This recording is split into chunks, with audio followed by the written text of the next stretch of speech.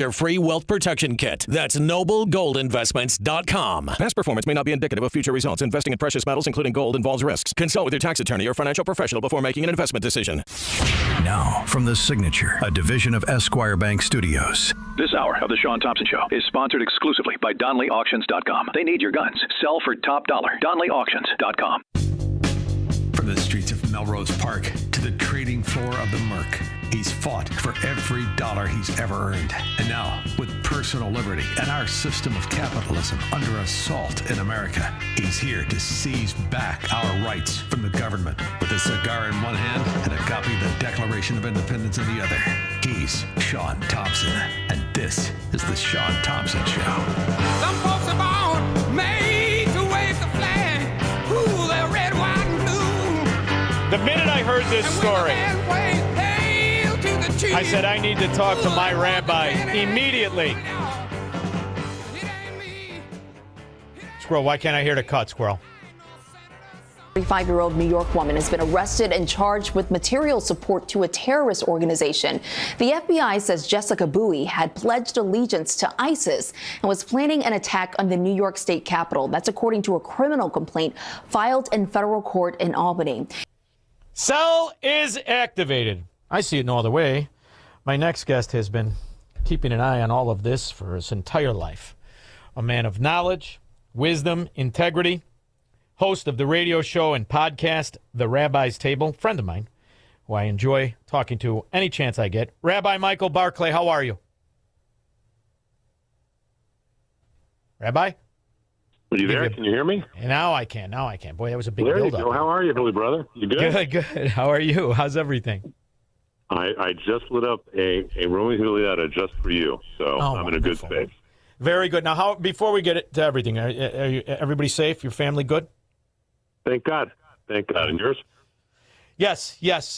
And, it's funny when you watch these attacks on television. This New York, this dizzy girl here and all of the nonsense you see in Michigan and all of the chaos that you see. I really do. There are tremendous amounts of people here who are part of the Islamonazi cult. They cannot stand the country.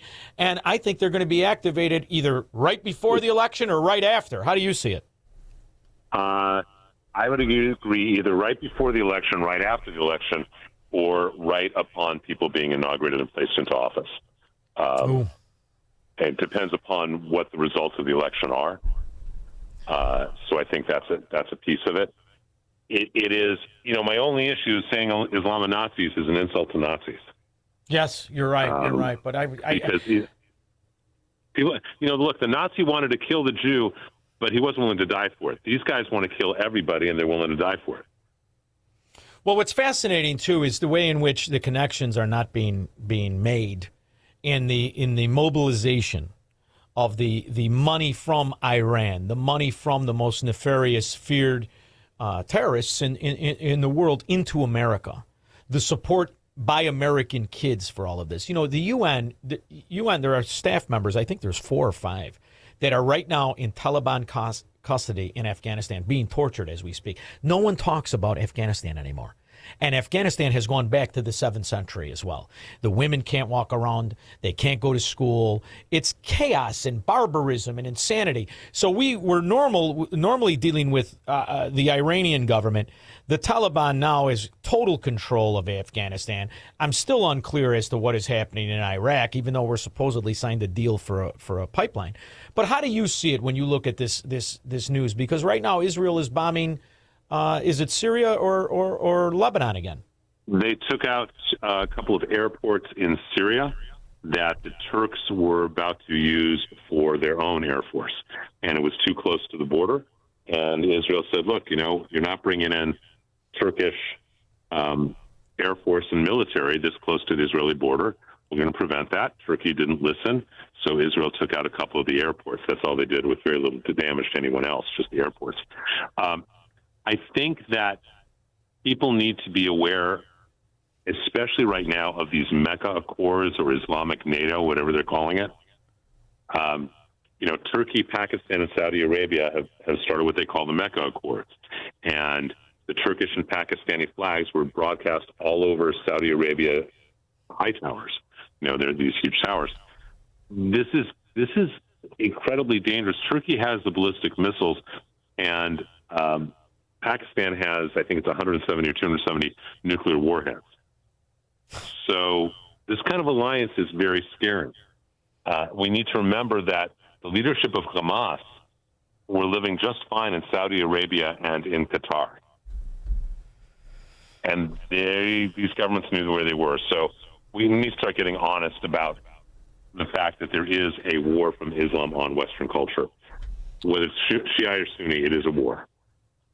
Well, and the way in which our so-called media puts lipstick on the pig and the rise of the players in this war, in our own government, in our own politics, I find absolutely nauseating. From this moron kid, anchor baby fraud, Hassan Piker, and everything he said in his useless, miserable existence, to this al-Saidi, this guy and his wife, the scoundrel that he is, and the sister at UIC, an America-hating shrew.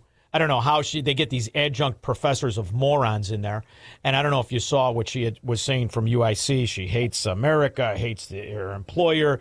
And, this is right in front of us. This could potentially be a senator. Not that I have any faith in what happens in Michigan elections. However, he could be a senator. And it's not getting the play. It's not getting the attention it should. He did a press conference, I'm sure you saw, an interview where he said, "Hide the books, the radical Islamo handbook. Hide the book." I mean, it's just nauseating at this particular point that American kids and American people can't figure out what has happened to Iranians in Iran by these Islamos. It's nauseating, and we've kicked their ass. And all of a sudden, you got Americans talking about America should fall and they hate their country. We have decimated Iran. I'm looking at the currency exchange value is insane. It's almost 2 million of their rials to one of our dollars. And you look in 1974, it was 64 rials to a U.S. dollar. Nobody talks about the destruction of the quality of life for everybody when these religious zealots are in charge of anything. Well, Shaun, I have a question. Maybe you have an answer to it, because I actually don't.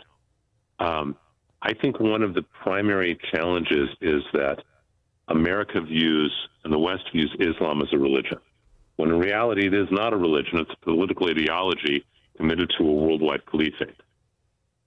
And I think we need to reframe that in our culture so people recognize it's not like Buddhism or Taoism or Hinduism or Judaism or Christianity or Catholicism or any of those religions. It's not about spirituality. It's about worldwide domination. And I'm not sure how you get it shifted from being viewed as a religion to what it really is, being viewed as a political ideology like any political party, which would take away their protection. It's a cult. And the problem is we, Western civilization, people who can read, we give it a veneer that it should never have. By its own declaration, it's not just a declaration of war. It is a cult that tells you will be subservient or you will die. I mean, yep. I don't know what happened to the mentality of Americans or people in general to not as a universe against this, to not as a civilization against this say, what did you say? They tell you in their own religion what it's going to be. I played the imam in Michigan last time we were together. So I want to play it again because this is an imam. This isn't just me and a rabbi talking about this. We are just discussing what they tell us. We lie and we cheat and we claim things that are not part of Islam. And guess what? Not all of them are dumb. They can tell when we lie. They can tell when someone sits behind it that says, Islam is peace. Islam is about peace. Why are you afraid to tell the people the truth? Don't you think this kafir is going to open the Quran, read Surah Al-Anfal, and he's going to come across these ayat, the military ayat, which you've been trying to hide? Then what are you going to do? He's telling you what's in it. You've studied this. I've had this conversation with some notable, wonderful, smart people, with Dennis Prager, with many different people who have studied this. He was going to be a rabbi. You are a rabbi. I've talked to other rabbis. At a certain point, we're going to have to discuss the fact that this is the only religion that wants to conquer the others. There has never been a religion that said, join or die, leave and you die. This is preposterous to me in the year 2026. But it's reality, and America's embracing it. And I'm really not sure what the best pathway. I mean, look, I'm doing this show, you're doing your shows, we're working as much as we can. I don't know what the best and fastest pathway is to help the West recognize they want us dead. This is, you convert, you enslave, or you kill the kafar, the infidel. I'm not sure, it's not a hard concept to get, but I'm not sure what to do so that people really get it and internalize it. And I think maybe that's the quest for that we need to all be on. Well, it's a funny thing. To me, it's about the fraud of allowing this cult to build up under the idea it is a religion, and they pay zero taxes. That we don't know how the money comes in. I've got clip after clip of money coming from nefarious actors into our colleges, into our country, into fraud NGOs, and polluting the reality of what it is. So their scheme to lie and deceive, which this religion is built on, has worked. However, you also have the reality of what you see before you. We have towns in this country, from Minnesota to Michigan, that play their religious song from 5 a.m. till in the evening, that they go before churches and they intimidate and they pray and all the rest of whatever. I don't even call that prayer. You prostrate yourself to do what exactly?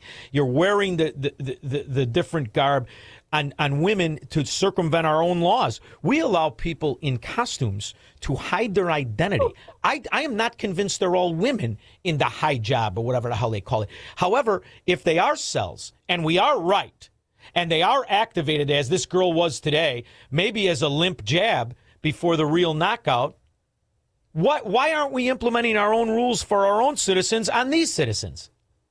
It's a great question. I wish I knew how we can fix it.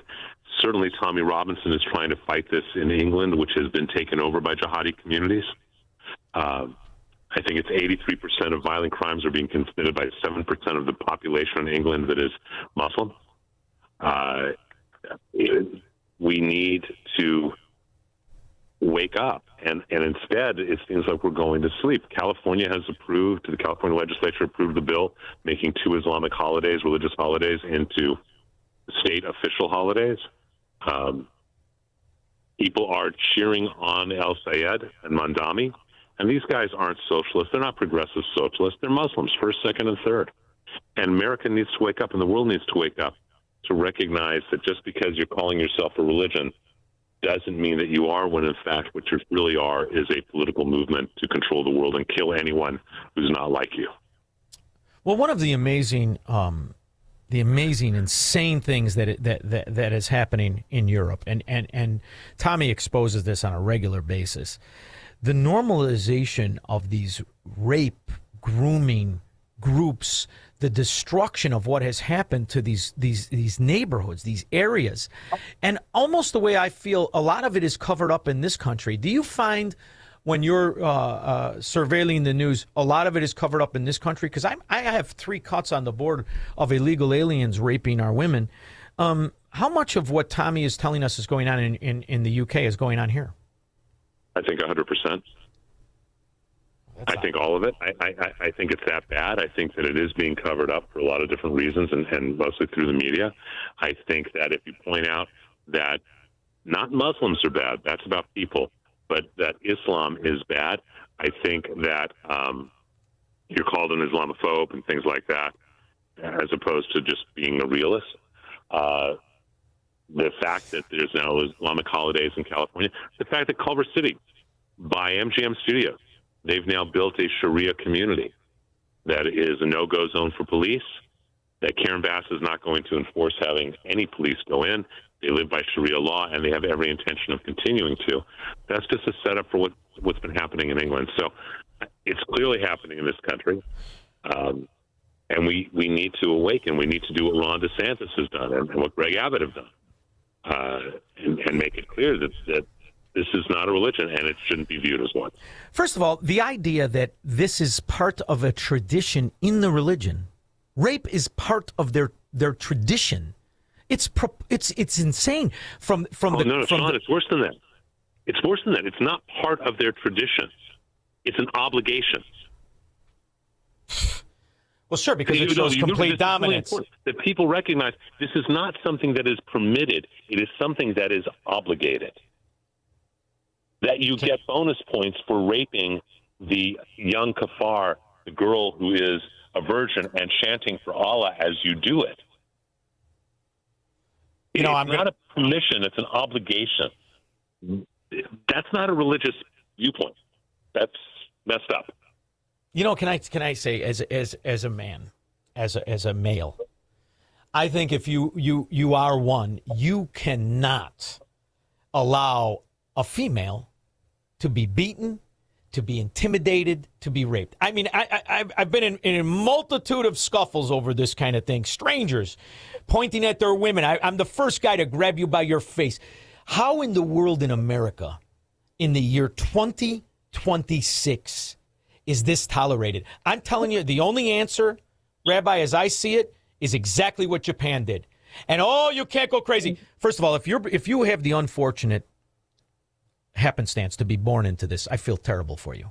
And if you are as disgusted with this insanity as I am, I welcome you. Come in here. We'll make sure you don't. But what do you do to these people who flee this to America and they see it right next door being practiced? What does that do to them? This is the point of either you're a nation of laws or you are not. We can't tolerate this kind of nonsense. We can't tolerate it, let alone pay for it. American law, not Sharia law, constitutional law. So it's a very scary thing. And especially, my kids are now taking an AP English class. They just started high school, their junior year. And my twins are taking an AP English class. And I'm looking at this textbook, and every one of the essays that they're supposed to emanate the writing of are extreme far left. George Clooney's wife, Greta Thunberg. Why would you emulate her writing? She can't even write.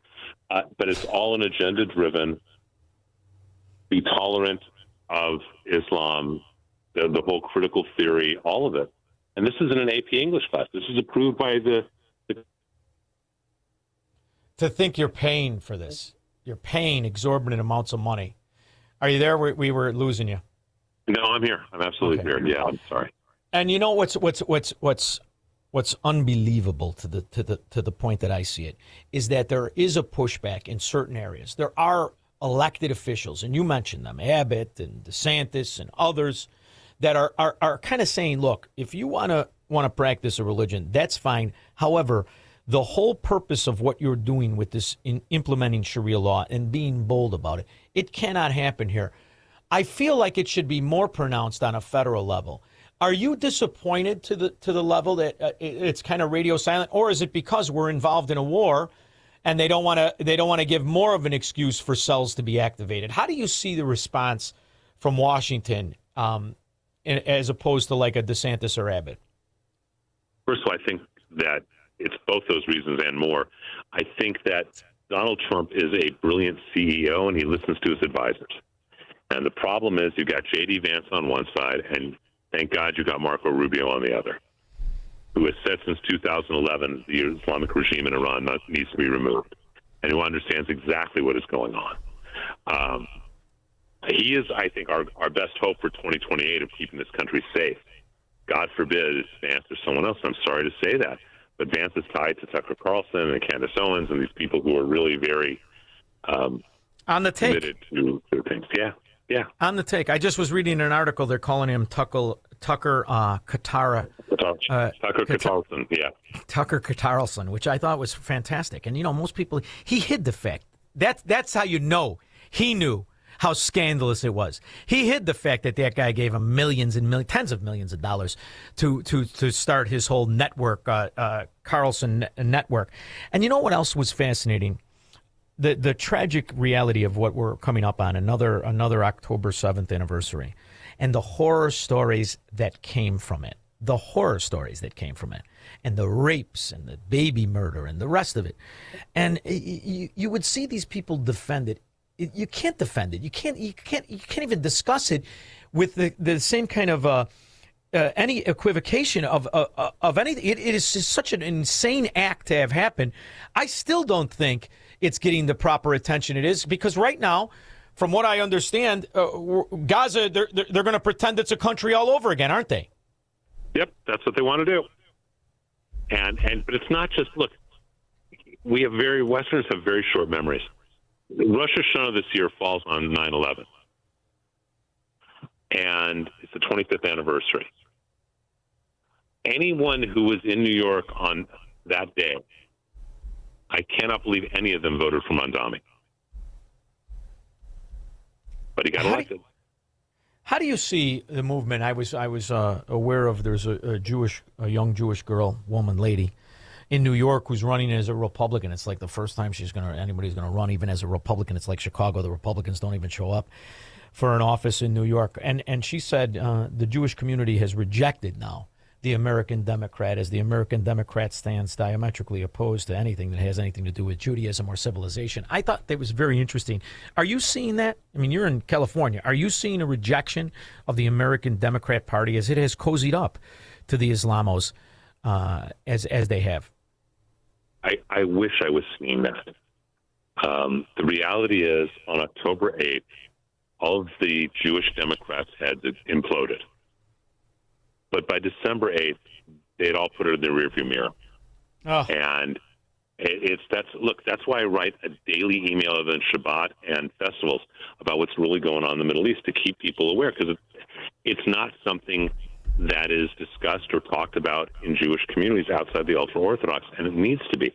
You can't forget what happened. You cannot allow those images, because they were so horrific, to block them out of your mind. You must hold on to them to remember exactly who these people are, and that they've pledged and promised and vowed to do it over and over and over and over again, God forbid.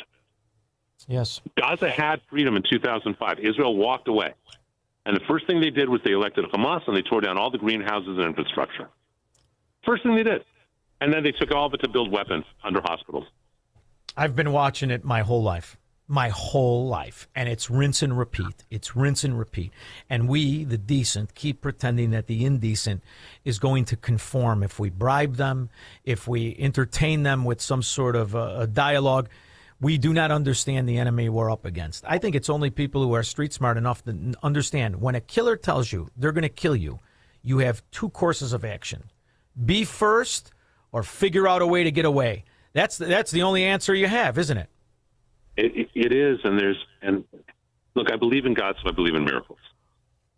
And I also believe in the validity of texts that are ancient. 2,000 years ago in the Talmud, it says, if you are kind to the cruel, you will ultimately be cruel to the kind. I love it. And that's, I think, something we need to remember. I have great pain about what we need to do, but I'm also very clear what we need to do for the preservation of our civilization, of the safety of my children, for the preservation of Western culture.